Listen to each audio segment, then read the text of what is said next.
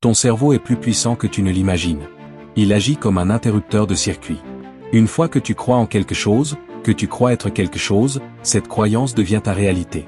Tu commences à incarner cette idée, ce sentiment, cette identité. Imagine un instant que tu te réveilles après un coma, sans mémoire. Si on te disait que tu étais un commando Uber, un soldat d'élite, comment te comporterais-tu? Est-ce que tu te tiendrais différemment? Est-ce que tu marcherais avec plus de confiance, avec plus de détermination?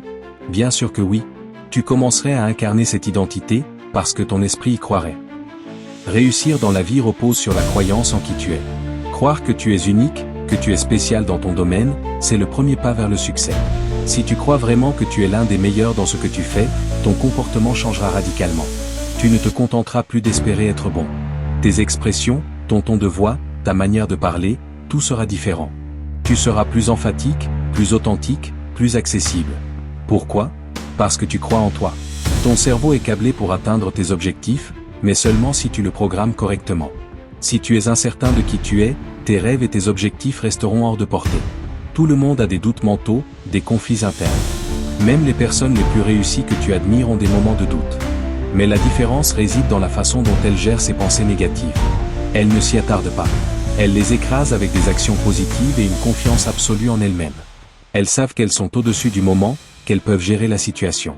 Les grands pensent différemment. Les grands voient les choses différemment. Ils abordent les défis avec une vision unique, une perspective différente. Je te demande un service important, réfléchis à ce que tu penses lorsque ton effort est faible.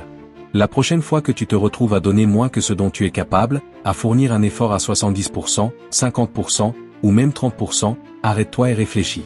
Qu'est-ce qui te traverse l'esprit? Es-tu en train de penser à l'opportunité devant toi, ou te concentres-tu sur l'obligation?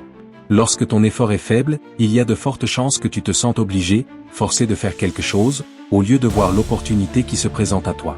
Quand tu penses à ceux qui restent motivés, même dans les moments difficiles, même face aux critiques et aux obstacles, c'est parce qu'ils se concentrent sur l'opportunité, et non sur l'obligation. Chaque jour, je me réveille en pensant à l'opportunité, à la chance que j'ai d'être en vie, de pouvoir faire quelque chose de ma journée. Si tu veux atteindre des sommets que tu n'as jamais atteints, si tu veux réaliser des choses que tu n'as jamais faites, si tu veux devenir quelqu'un que tu n'as jamais été, tu dois changer ta mentalité. Alors, la prochaine fois que tu te sens démotivé, que tu te sens obligé de faire quelque chose, souviens-toi, tu as une opportunité entre tes mains. Une opportunité unique de faire quelque chose de grand, de marquer une différence. Ne laisse pas cette opportunité passer. Saisis-la avec enthousiasme, avec détermination. Change ta mentalité, et tu verras que ton effort augmentera naturellement. Tu seras plus motivé, plus engagé, plus déterminé. Alors, vas-y, saisis cette opportunité, et fais de chaque jour une victoire.